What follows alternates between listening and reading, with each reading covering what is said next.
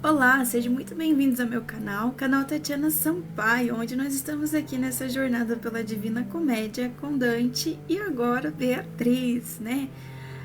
Até alguns cantos atrás, nós estávamos com Dante, Virgílio e Estácio, né? Que foi quem apareceu aqui no Purgatório no meio do caminho e continua acompanhando conosco. Agora nós estamos na presença de outras pessoas. Infelizmente a gente deu adeus ao Virgílio. Ele voltou lá pro seu limbo, né, de tristeza, mas agora nós estamos na companhia de Beatriz e de Matilda. Neste exato momento, a companhia de Beatriz não está sendo muito agradável, ok? Porque ela está realmente jogando tudo na cara de Dante dos feitos maldosos que ele cometeu, né? Então, e aqui diante de todos.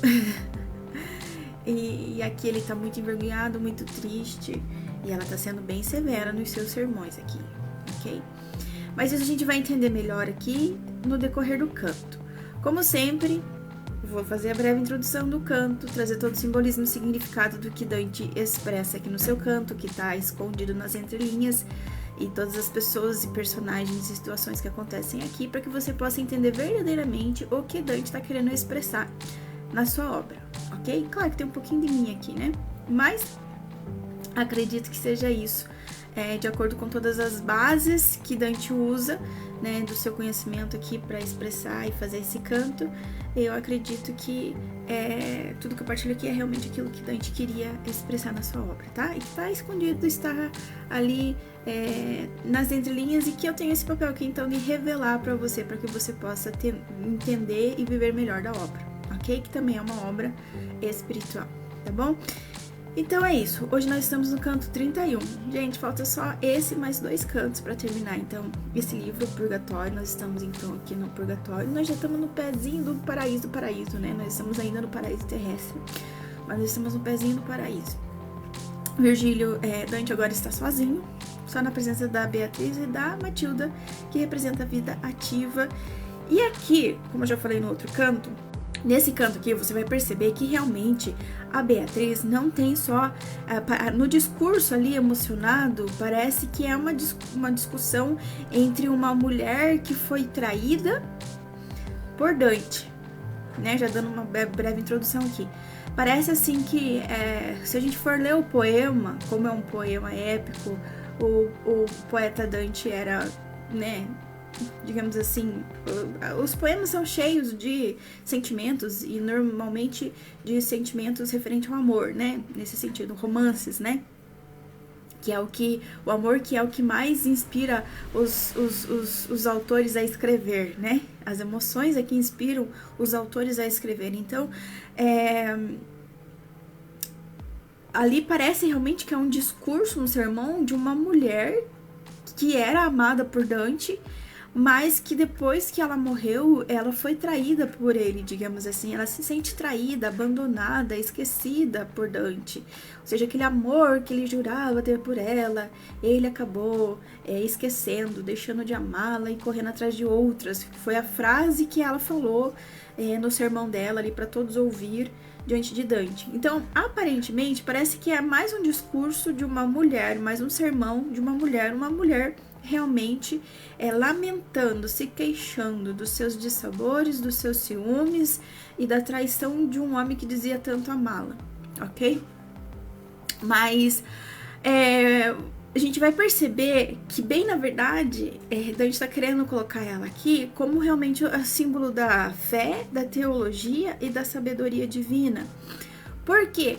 Porque as virtudes, que são as 3 meninas, né, que são as virtudes teologais, fé, esperança e caridade, e as 4 meninas, as 4 mulheres que estão ali ainda na presença deles, que é as cardeais, que é a prudência, justiça, temperança e fortaleza, elas estão a serviço de Beatriz, né?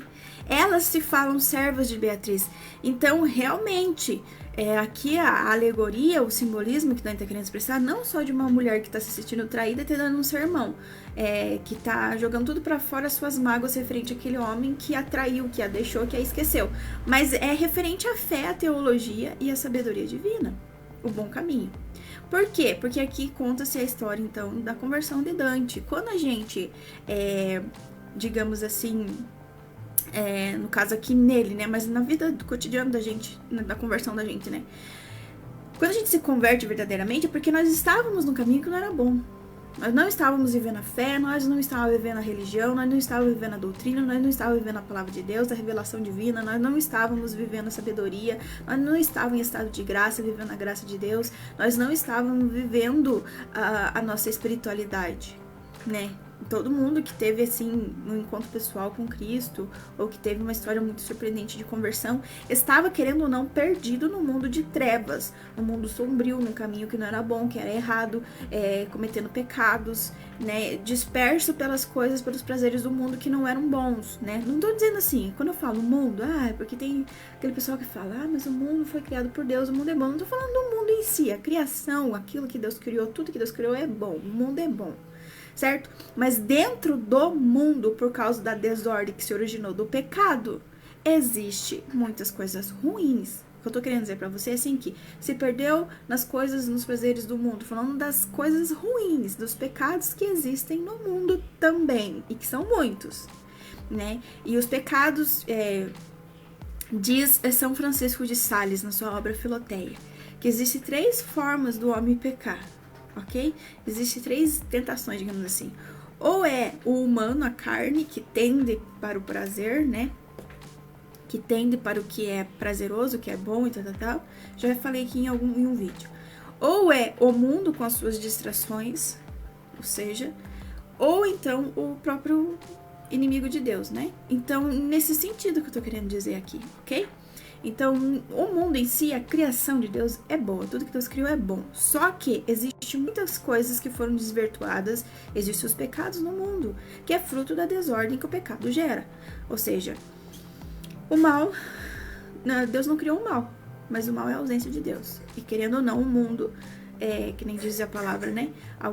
O mundo nesse sentido de banalidades, de futilidades, de prazeres, né?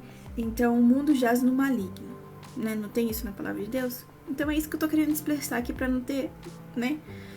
Então, tipo, eu amo a minha vida, eu amo estar nesse mundo e as experiências que ele me dá, mas temos que nos cuidar porque o mundo jaz no maligno, e nesse sentido existe o pecado também no mundo, existe o mal no mundo que a gente precisa então nos afastar e nos defender. Então, voltando lá que eu tava falando, Beatriz, então, não é apenas um símbolo de uma mulher traída que está se sentindo esquecida pelo seu amado, depois que morreu. Não, simboliza realmente a fé e a teologia, porque quando a gente está, então, cai no pecado e vai para as coisas, distrações e prazeres do mundo, a gente se afasta, a gente se esquece totalmente desse lado espiritual, da oração, da leitura da palavra, da revelação divina, dos mandamentos, da religião, de uma boa prática da religião, das virtudes,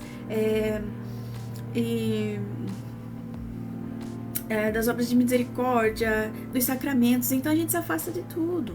A gente fica realmente perdido numa selva escura, né, imersa nos pecados. Então é mais ou menos isso que Beatriz está chamando a atenção aqui. E a gente vai entender um pouquinho melhor nesse canto de hoje, que é o 31, tá bom? Então vamos lá para a introdução do canto. Canto 31. Beatriz continua repreendendo a Dante, o qual confessa os seus pecados. Matilde o mergulha então no rio Lete. Depois, as 7 damas que participavam da procissão, as 4 virtudes cardeais e as 3 virtudes teologais, o levam até Beatriz, pedindo a ela que se desvele diante do seu fiel. Beatriz tira o véu. E assim começa o canto. Purgatório de Dante. Ok? E ele tá, então, naquela cabeça baixa, olhando pro rio ali todo envergonhado, né, diante daquele sermão. Gente, o que não, isso aqui parte de mim, como eu falei, né, faz um pouco mas talvez possa fazer sentido, talvez seja isso mesmo, né, que Dante tá querendo expressar aqui, mas isso parte de mim. Isso aqui lembra muito o juízo particular, tá bom? Onde a gente morre, a gente se apresenta diante de uma multidão de gente onde a gente vai ser julgado. E ali, sem dó, sem piedade, vai ser exposto todos os nossos pecados, todos os nossos erros, todas as nossas falhas. Também todas as coisas boas que fizemos, porque precisa fazer aquela balança, né? Então vai ter um advogado de acusação e vai ter um advogado de defesa, né? Um para, digamos assim, as duas partes da nossa consciência.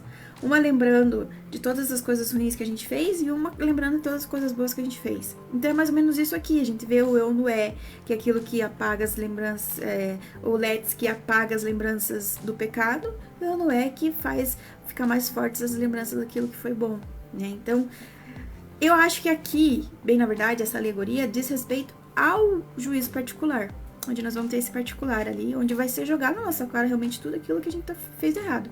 E é exatamente isso que Beatriz, que é a sabedoria divina, que é a teologia, que é a fé, ela tá fazendo, e que por alguns momentos, nesse sentido, ela assume então o papel de Jesus, sabe assim? Nesse sentido de julgamento, de saber, de tudo mais. Mas ela tá aqui, então, dizendo tudo isso, dando o seu sermão. Seu sermão. Você fez isso, você fez aquilo, você se perdeu por causa disso, isso é culpa tua, você não sabia, por que você fez? Parece um discurso de uma mulher traída, mas não é. De uma mulher recalcada, enciumada, uma mulher, assim, injuriada, mas não é. É só a fé e a teologia e a sabedoria divina expressando tudo aquilo que ele fez. E ele tá muito envergonhado, porque ele reconhece. E ela, nesse canto aqui primeiro, nesse canto do 31, então ela fala, dize-me, responde-me, olha pra mim. E ela fala de uma forma tão severa que ela fala assim, em dado momento, levanta a sua barba e olha pra mim e responde-me se eu estou mentindo ou não, se isso tudo aqui é mentira ou se é verdade, se eu estou certa. Nesse momento que ela fala, ele sentiu no coração dele assim, como uma espada afiada. Ela não teve coragem nem de falar, levanta o seu rosto. Ela falou de qualquer jeito, de uma forma severa, levanta a sua barba. Entende? Então, de tão severa que está sendo aqui essas acusações, esse sermão. Então, ele levanta o rosto e fala assim, diante de tudo aquilo que ela estava falando, as palavras se formavam na minha cabeça, mas eu não conseguia responder de tão atordoado que eu estava diante de tudo isso. Até que ele teve força e esforço e conseguiu dizer sim, é verdade, você está certo, né, nesse sentido. Aí tem um momento que é muito legal, digamos assim, né, nessa emoção desse sermão, né, e ele ali, cabisbaixo, diante de todas as acusações severas e direta e reta, né, no cerne da alma daquele homem, ela fala assim, o que te fez, né, diante de toda a esperança, de todo aquele bem, assim, que você atravessou junto de mim, me guiando, perder toda a esperança e se perder, então, né, naquilo que não é bom? Qual a vantagem que você tirou disso tudo? O que foi que te levou, então, a se perder do bom caminho, a se perder de mim, a me esquecer, a se afastar de mim e não me amar mais e tudo mais? E daí ele pega e fala a ilusão dos prazeres. Foi a ilusão dos falsos prazeres que me fez entender e fazer tudo isso. Envergonhado, ele diz, né? Com um suspiro amargo do mais profundo da alma dele. Ele tem que confessar aqui. Ele fala assim, as coisas presentes com seus falsos prazeres me seduziram a seguir outros caminhos, quando eu não mais pude olhar para o seu rosto. E ela, antes disso, ela fala assim, confessa tudo o que te motivou, confessa tudo isso que eu tô falando, confessa, né, nesse sentido. Eu sei que as tuas memórias amargas, os teus erros ainda não foram apagados porque ainda não te banhaste naquele rio Letes, ela fala. Você pode muito bem confirmar e confessar. Aí depois ela pega e fala assim, é que bom que você confessou. E aqui tem uma dica, uma chave de leitura e um conselho para nós, assim, que a gente tomar para nossa vida. é valoroso, tá bom? Se você não tivesse confessado a sua culpa, como você fez agora, aquele justo juiz ainda poderia se valer dessas acusações. A sua culpa ainda seria vista por ele.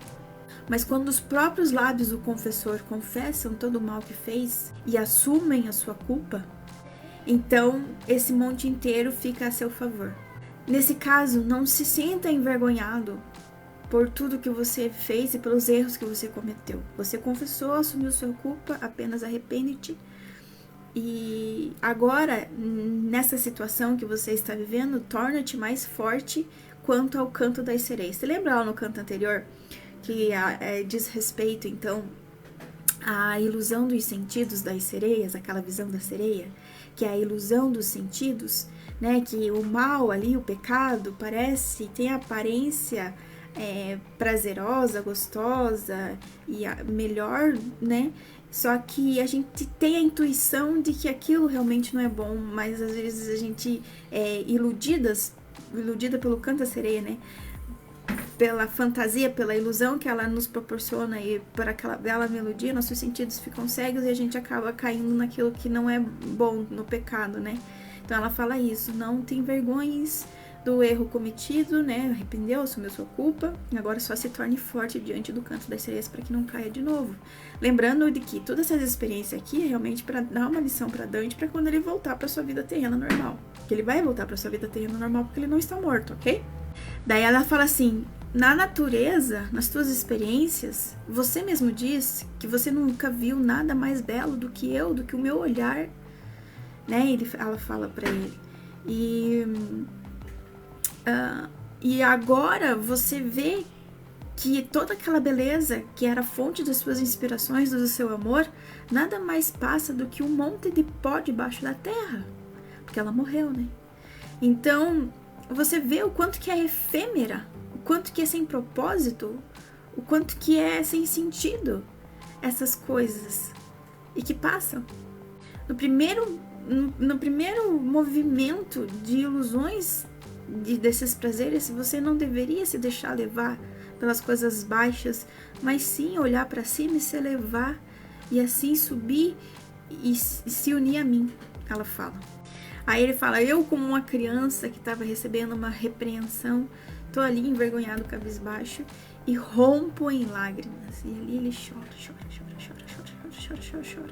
Todo aquele amargor, aquele sofrimento, aquela coisa que tá dentro dele, rompe em lágrimas. E ela não amolece, não, ela fala assim: quanto maior dor você sentir, mais você deve me olhar.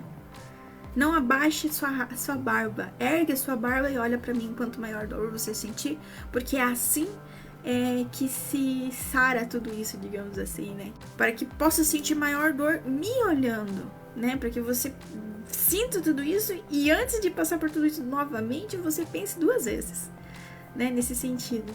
Então, ela tá bem severa, bem firme mesmo. Aí ele olha para tudo isso, tudo aquilo que tá acontecendo, ele olha para o céu, os anjos pararam de soltar flores, eles estão parados, imóveis, flutuando no céu. Tá tudo ali parado, ela está perto do grifo, né, que representa aqui então Cristo nesse sentido, ok?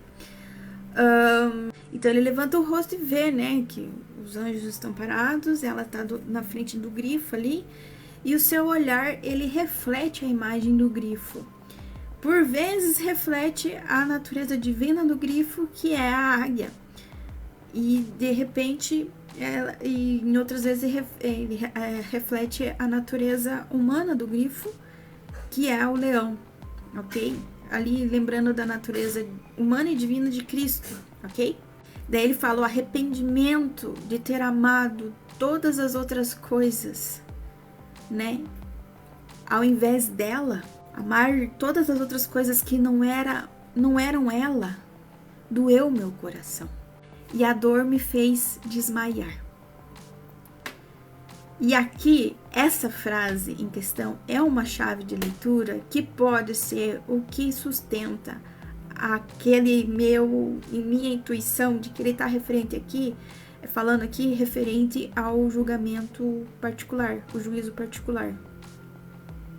porque é onde a gente, diante da nossa consciência, da nossa psique, da nossa alma, de todo o nosso ser, de toda a nossa vida, a gente vai olhar para Deus, que é amor, que é beleza, que é tudo, e a gente vai perceber o quanto que nós fomos nada e o quanto que nós deixamos de amá-lo. E isso é que vai gerar sofrimento em nós.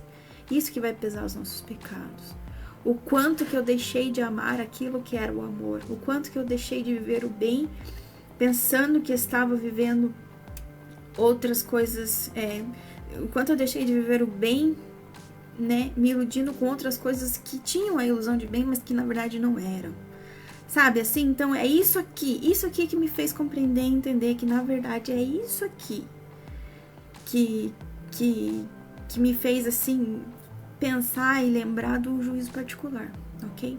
O arrependimento por ter amado todas as coisas que não eram ela, doeu no meu coração e a dor me fez desmaiar. Todas as coisas que me fizeram amar o que não era ela, o que não era ele, o que não era Deus, o que não era, sabe? Nesse sentido. Lembrando ali naquela alegoria que às vezes ela assume, né, ali a figura de Cristo, assim como o grifo e assim por diante, ok? O que aconteceu depois, ele fala que não sabe porque ele desmaiou. Tamanha emoção, imagine. Só que daí ele acordou do lado daquela jovem que estava colhendo flores, que é a Matilda, que é a vida ativa, e ele está mergulhado no riacho, ele está deitado no riacho lá, no rio Létis, ok? E ele escuta então no ar asperge-me, né? Que é a primeira, que é um dos versículos do Salmo 50, o Miserere, de Davi, que quando ele pecou, né? Ele se deitou com a mulher de Urias e nesse sentido a mulher engravidou e para não ser acusado dessa culpa ele fez uma coisa muito pior, que foi matar lá o homem, né? Nesse sentido, mandar matar o homem. Matar o homem, não. Ele falou, coloque ele na frente, né, do exército. E aquela ordem realmente causaria sua morte. Então, para que ele pudesse ficar com a mulher do outro, né? Nesse sentido, sem ser muito criticada ali pelo povo, porque ela seria viúva, então, né? Nesse sentido. Ai, Jesus. Eu acho que é mais ou menos... Eu tô resumindo aqui, tá? Mas é muito mais isso, tá? Aí, ele se arrepende do seu coração, né? Ele se arrepende, e Davi aqui é um exemplo de que Deus perdoa os pecados, mas ele não anula a consequência deles. Tanto é que ele perde um filho, né, em decorrência disso. Então, Davi perde o filho por causa disso, né, nesse sentido. Então, quando ele se arrepende, ele vê o que ele fez, ele se arrepende de todo o coração, porque, querendo ou não, Davi era o homem segundo o coração de Deus, né? E ele pega e canta esse salmo, né? Reza esse salmo para Deus, né? Cria esse salmo para Deus, né? Asperge-me, né? Com esopo e serei mais branco, voltarei a ser mais branco do que a neve, nesse sentido. Então, quando ele ouviu isso sendo cantado e entoado nesse ambiente, então ele foi imergido com a cabeça no rio, né? E bebeu a água. Saindo do rio, então, a Matilde pega ele e leva ele a outra margem do rio, onde estão as 4 moças dançando, que é as 4 virtudes cardeais humanas. Quer dizer, as 4 não, as 7, né? As 4 cardeais e as 3 teologais. As 4 meninas falam, nós vamos te levar até ela, mas é as 3 que vão te guiar para que você possa olhar para ela. As outras 3 te guiarão o olhar, ou seja, as humanas te levarão até a fé, a teologia, até a sabedoria divina, a revelação divina, mas são as 3 virtudes teologais, que é a fé, a esperança e a caridade, que vão te guiar a vê-la, né? Guiarão o seu olhar para ela, para que você possa vê-la, para que você possa entendê-la, reconhecê-la e etc, né? Relacionar-se com ela.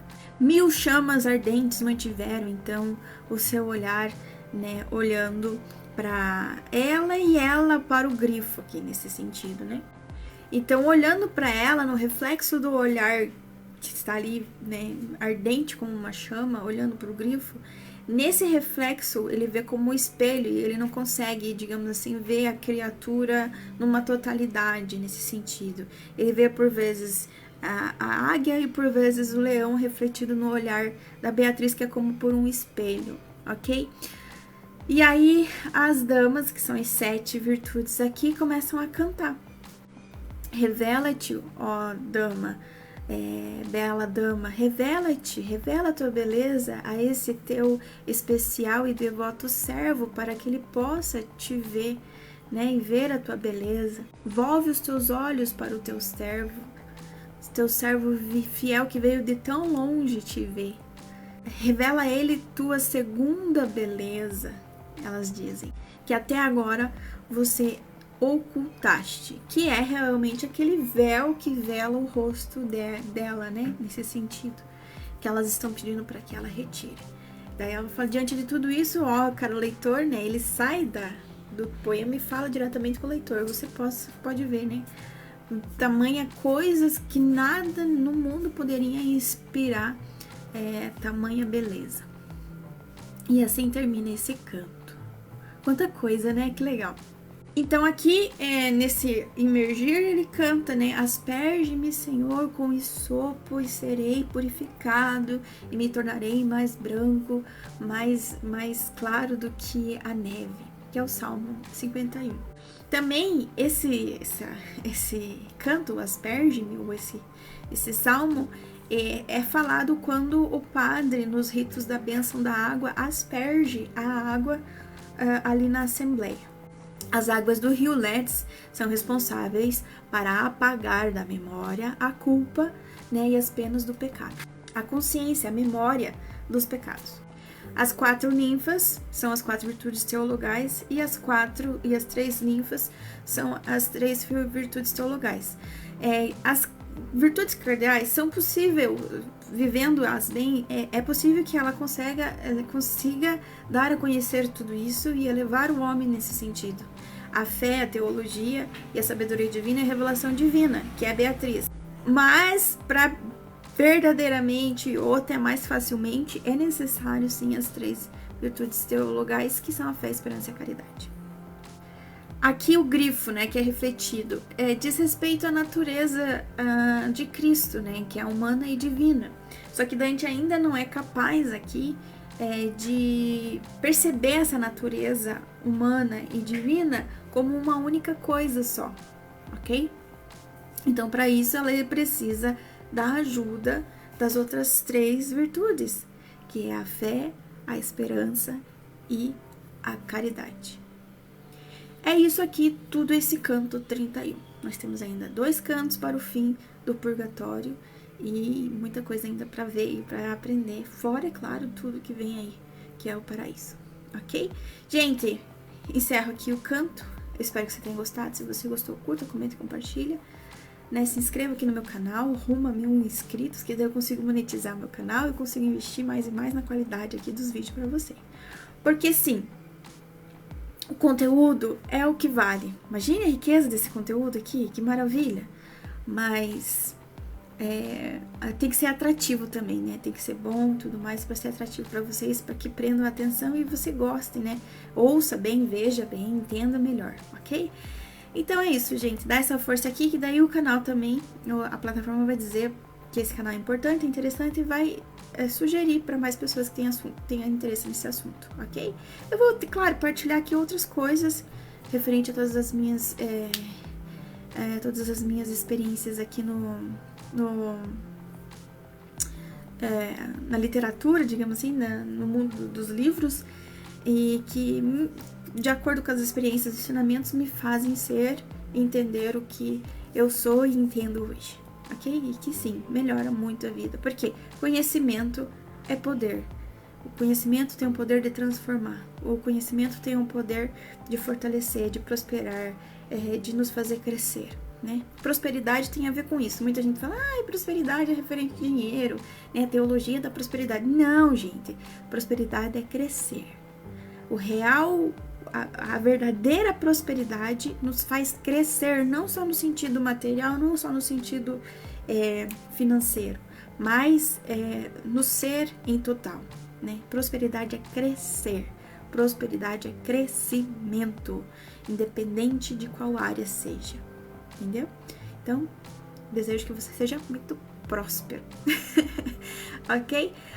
Eu queria partilhar isso mais lá no purgatório. Queria partilhar isso um pouco mais lá no paraíso. Nesse sentido que, às vezes, a gente está muito focado nos bens materiais, nas riquezas desse mundo, como a gente está vendo aqui, né? Mas é uma coisa pra gente refletir também, ok? Exemplo. Muitas pessoas veem Apocalipse, a revelação do Apocalipse, dizendo que o céu é feito, as ruas do céu são feitas de ouro, né? E a gente pode, assim, então, crescer o nosso desejo de ir lá pro céu. Porque imagine, lá a rua é de ouro, né? Imagina a beleza, imagina a riqueza, imagina a preciosidade. As casas, as coisas são feitas de pedras preciosas e tudo mais, né? Tem comida, bebida à vontade, o êxtase e o sentimento de bem-estar é profundo. Mas sabe qual que é o real significado disso? De as ruas serem de ouro e de as pedras serem pedras preciosas ali jogadas ao relento, é de que isso, o ouro e as pedras preciosas lá no céu não tem nenhum valor, ao ponto de que são utilizados ouro para fazer ruas onde serão apenas pisadas. Entende? É mais ou menos isso que Beatriz está falando aqui para Dante, e Dante está tomando consciência de que valeu tudo isso lá na tua vida, sendo que não serviu para nada. Sendo que aqui agora que você está vendo o que realmente é importante, o que realmente é verdadeiro, o que realmente é belo, o que realmente é bom, o que realmente vale a pena. Porque perdeu tanto tempo no mundo, né, iludido por tantas coisas, sendo que sabias o caminho a seguir, só que se perdeu dele. Então é mais ou menos isso, né? Então eu vi essa reflexão hoje na internet, achei muito interessante. Aquela vontade, né?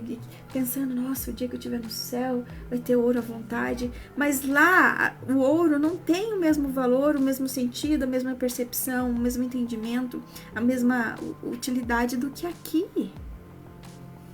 Entende? Então o ouro é realmente colocado no chão no céu. Porque diz, aqui o ouro, que pra você era tudo lá na terra, aqui não vale nada. Tanto é que a gente pisa, a gente passa por cima. Como se fosse mero asfalto, como se fossem meras pedras que formam um caminho. Porque aqui ele não tem valor. Porque o que aqui pra nós tem valor, lá no céu não tem seu valor. Entende? Lá o valor é sobre outras coisas. As coisas valiosas não diz respeito ao quanto valem, mas sim o quão boas são. Eu acho que é isso, tá bom? Partilhei tudo que eu tinha aqui no meu coração e espero que de alguma forma possa agregar valor aí na sua vida, ok? Então é isso, gente. Deus abençoe você e eu fico aqui nesse canto e até o próximo canto, se Deus quiser. Acho que até depois da manhã a gente termina esse livro, tá bom? E a gente segue então para o purgatório, para o paraíso. Eu tô com o purgatório na cabeça. E aí então a gente segue para o paraíso. Deus abençoe você, sucesso e até o próximo canto, se Deus quiser.